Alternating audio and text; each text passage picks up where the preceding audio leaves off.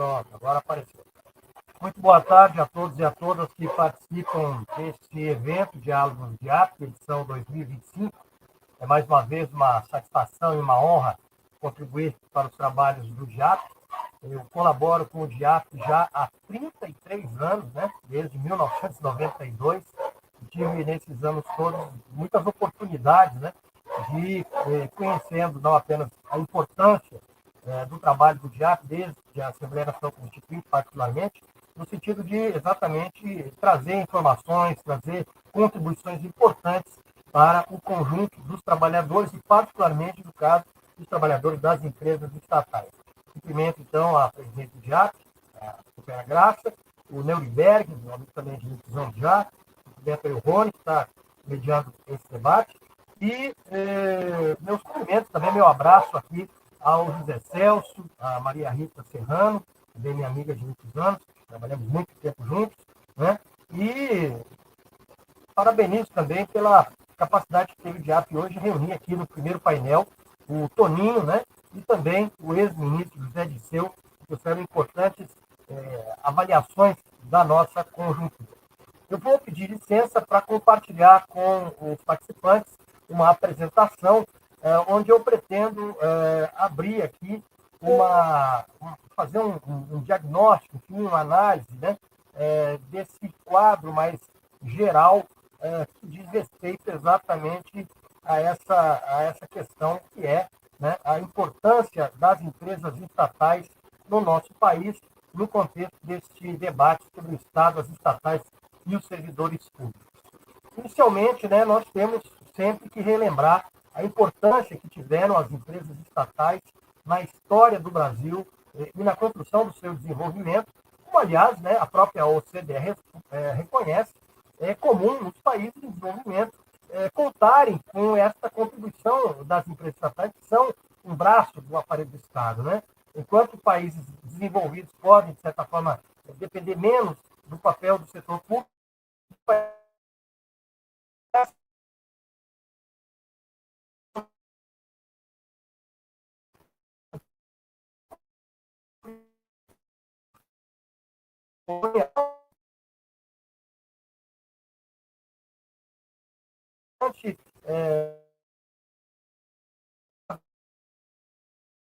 do Banco do Brasil, da Caixa Econômica Federal, e ao longo do século XX, todas as empresas que foram sendo criadas em diferentes momentos, como foi o caso, né, do início do projeto de desenvolvimento da área da siderurgia no país, depois do petróleo, da energia e das telecomunicações. Ou seja, sem essas instituições, realmente nós não teríamos conseguido alcançar os níveis de desenvolvimento que alcançamos, embora eles ainda sejam insuficientes. E o próprio processo de criação das empresas estatais, em termos quantitativos, revela que nós tivemos, particularmente até a década de 1980, um crescimento muito importante de empresas estatais no setor produtivo, né? Mineração, manufatura, transportes e comunicações.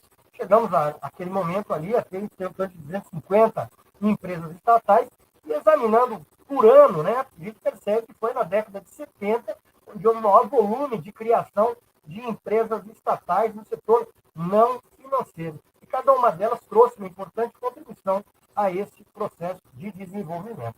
Mas, desde o final da década de 1970, a mosca azul da privatização começou a voar, né? Eu lia dias atrás, num dos livros lá da série do Hélio Gaspari, né, sobre a ditadura, né, que o próprio presidente Figueiredo, quando admitiu lá o início do processo de desestatização no seu governo, ele não se negava a privatizar a Petrobras, mas ele disse, olha, eu não vou privatizar nada a preço de banana. Quer dizer, já era uma visão um pouco cautelosa, né, das possibilidades desse processo de privatização. Mas na década de 90, reverteu o jogo, e a privatização entrou com força, notadamente no governo Collor, depois já no governo Fernando Henrique, com as leis que trataram do Programa Nacional de Desestatização.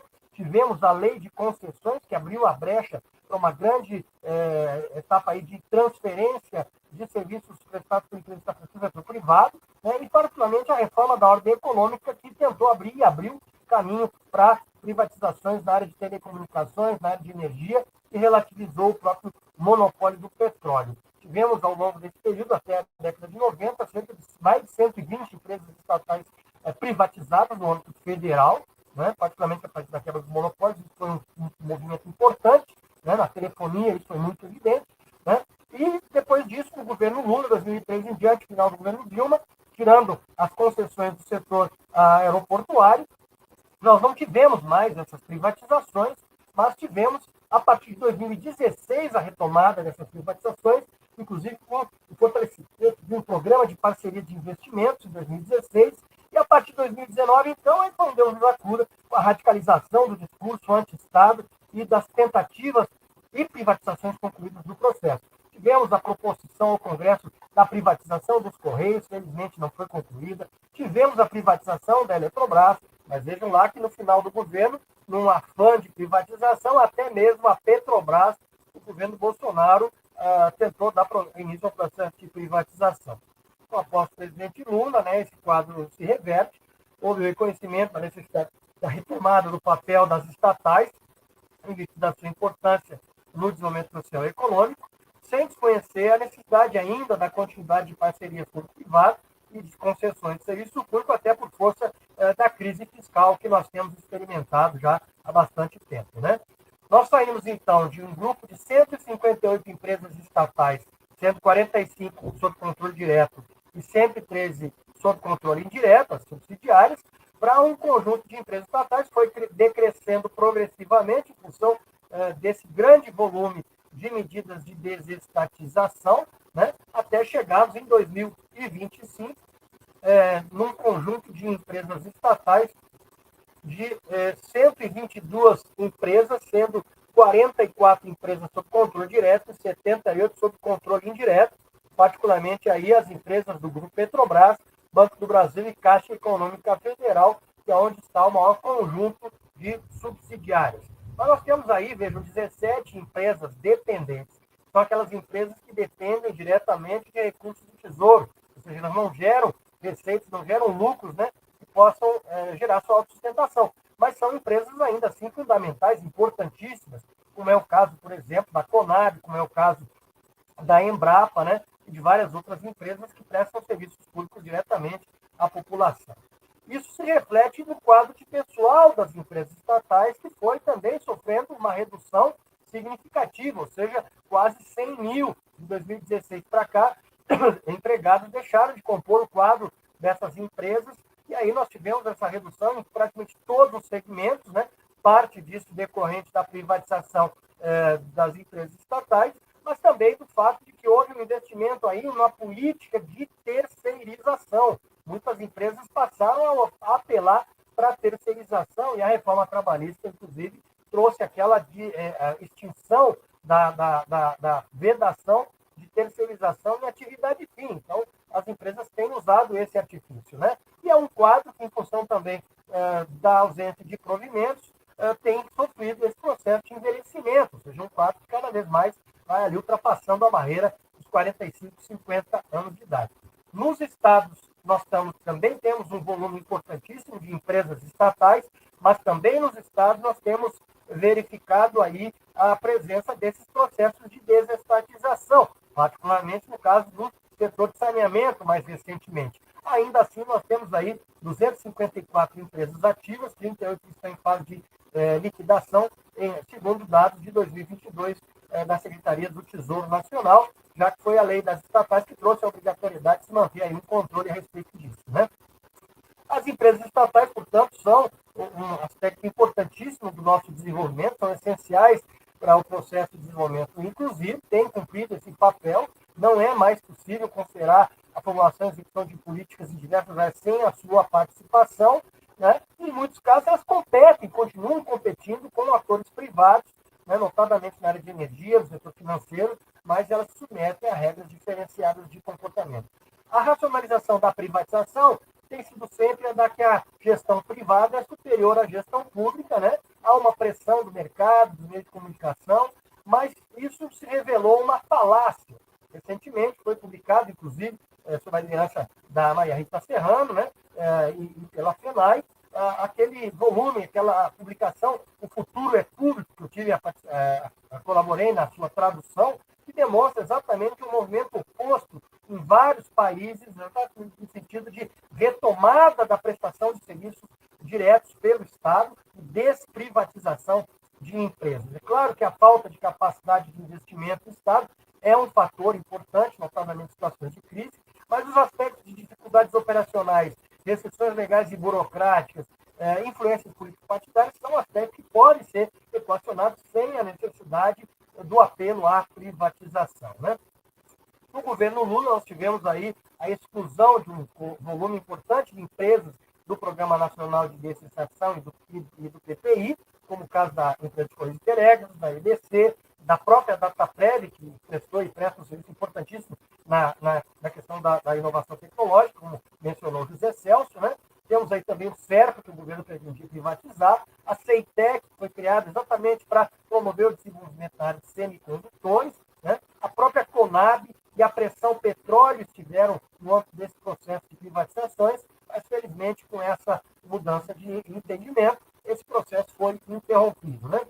Do ponto de vista da sua importância, o crescimento, a retomada do investimento a partir das empresas estatais tem sido significativo. Nós tivemos um crescimento de 44% em 2024, segundo os dados aí do próprio Poder Executivo, particularmente no âmbito da Petrobras, né, um crescimento muito importante entre 2022 e 2024, também no âmbito da Caixa Econômica Federal, um crescimento muito significativo no investimento público. O faturamento das estatais é um faturamento de mais de 1 trilhão e 250 bilhões em 2023, gerando aí um lucro líquido de quase 200 bilhões de reais, com uma contribuição para o produto interno bruto de quase 5,75% do PIB, e aí o pagamento de dividendos, tanto dos acionistas privados quanto do próprio governo, é um fator importantíssimo.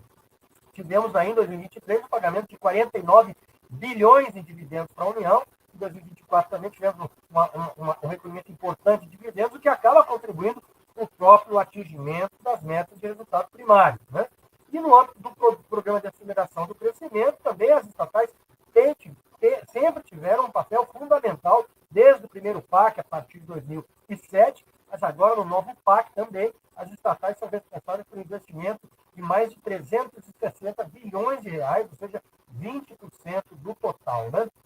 Hoje foi publicado o relatório de administração da Caixa Econômica Federal, que aponta alguns elementos muito importantes em relação ao lucro líquido anual, com um crescimento, segundo esse relatório, de 32%, quase em relação a 2023. Tivemos aí a retomada de algumas ações da Caixa na área de habitação, né?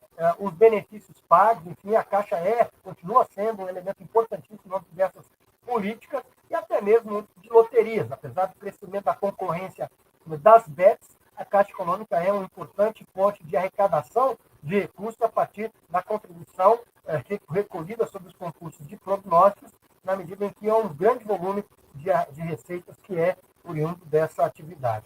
Já, por outro lado, nós temos aquele velho discurso anti-Estado, anti-estatal, que olha, né, para aquele problema ali, não, mas nós temos aqui as empresas que geram déficit, sem levar em conta a sua natureza e o seu papel. E aí a imprensa noticiou com grande destaque, né, que o déficit das empresas estatais foi de 8 bilhões em 2024, um crescimento importante, mais de 6,7 bilhões em relação a 2023, e a partir daí volta aquela discussão, não, tem que acabar com essas empresas, sem levar em consideração o papel que elas exercem e a importância delas para o país, né?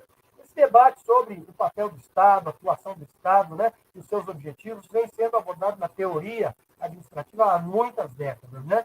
O professor David Beckham, no seu livro A Burocracia, lá de 1937, chamava atenção para essa dificuldade, para essa necessidade de se entender quais são os objetivos que o Estado deve perseguir, né? E a questão de como deve agir o Estado ao administrar a política de acordo com os valores que a determinam. E, nesse contexto, as considerações sobre eficiência de custos, claro, elas têm importância menor do que tem no setor privado, né? A nossa Constituição reconhece o papel e a importância das empresas estatais, estabelece regras para sua criação, mas também estabelece ali alguns critérios para impedir uma ampla estatização. Ela foi objeto de um debate, essa questão, né, ao longo do processo da Assembleia Nacional Constituinte, depois foi alterado pela emenda constitucional número 19, E o artigo 173, então, estabelece a limitação à atuação do Estado na economia, né, e só permite a criação de empresas estatais ou a exploração de atividade econômica pelo Estado, quando necessário.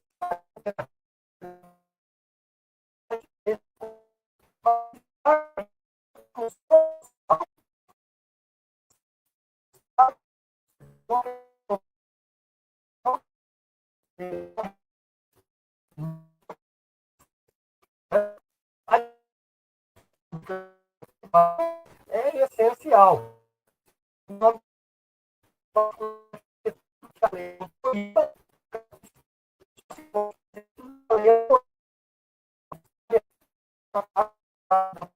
Estado, sempre autorizada por lei, a finalidade não lucrativa, o interesse público como um fim maior, né?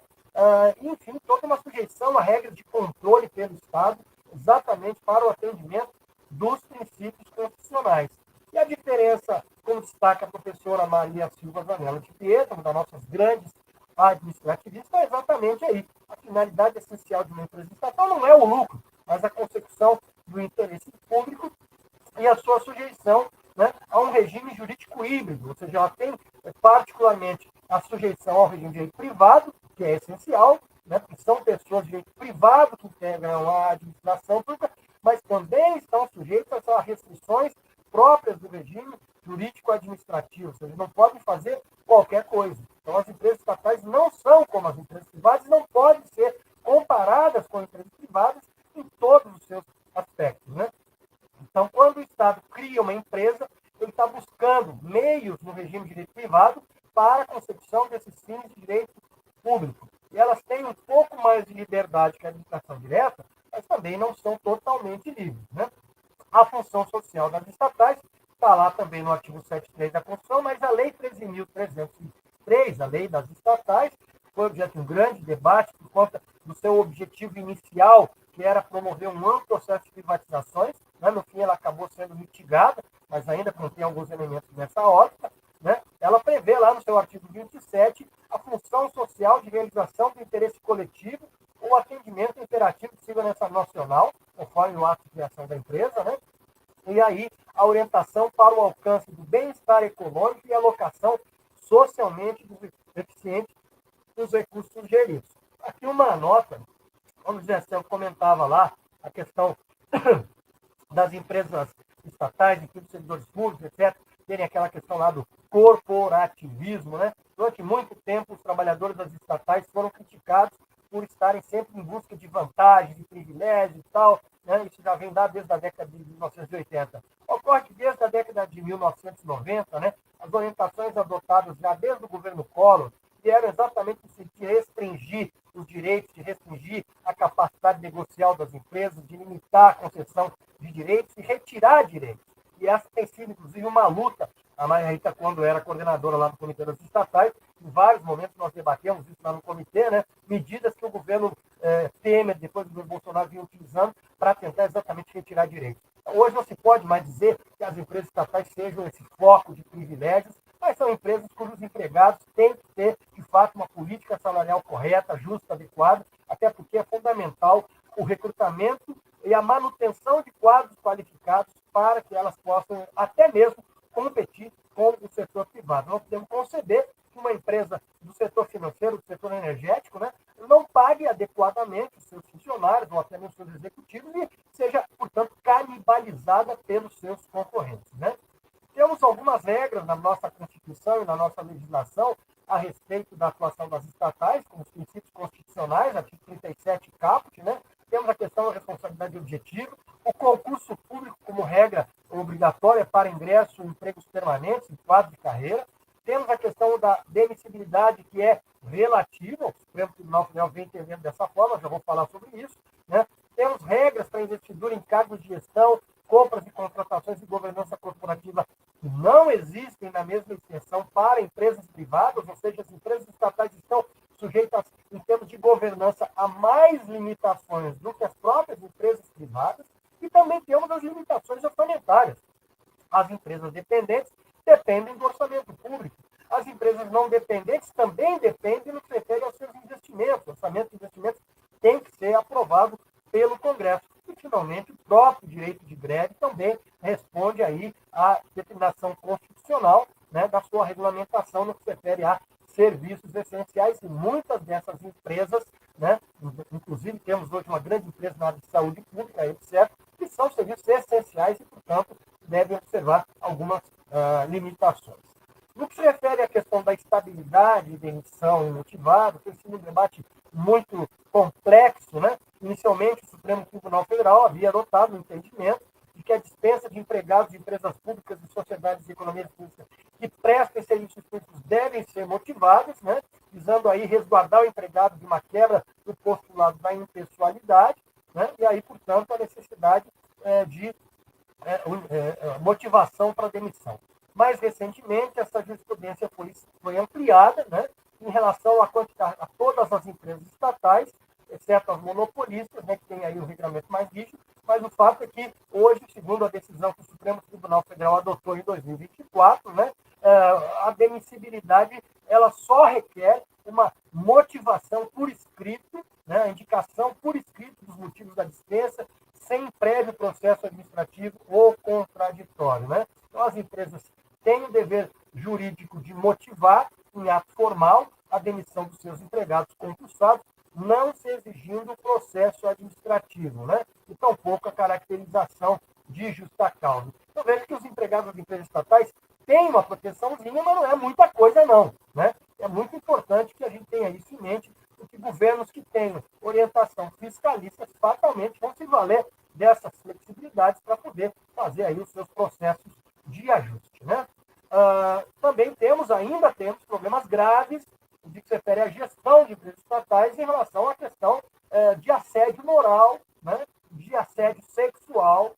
Né? E aí, recentemente, agora, poucos dias atrás, foi publicada essa reportagem, né, Portal G1, sobre a BB Seguridade, em que continuaram ocorrendo casos e denúncias de assédio, né, envolvendo aí repressão a servidores públicos que atuam nas áreas de controle.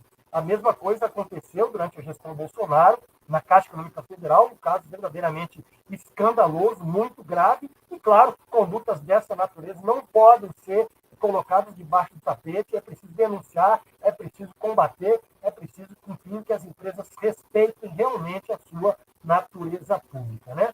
E temos visto aí, né, como disse hoje o ministro Dirceu, algumas tentativas de ampliação da atuação privada, até mesmo em serviços públicos típicos, como é o caso da educação, com a utilização de prestadores privados de serviços na área da gestão escolar. Isso já vem acontecendo em vários segmentos na área do serviço público, por exemplo, a criação dessas organizações sociais, ou seja, por muitos caminhos se chega a Roma. Né? Ou seja, o desmonte do Estado, ele hoje tem um leque de alternativas muito amplo e nós precisamos estar atentos a isso para que não permitamos que esse processo se consolide e que as empresas estatais sejam descartadas, né, e jogado fora a criança com a água do banho. São instituições fundamentais que precisam ser preservadas e valorizadas.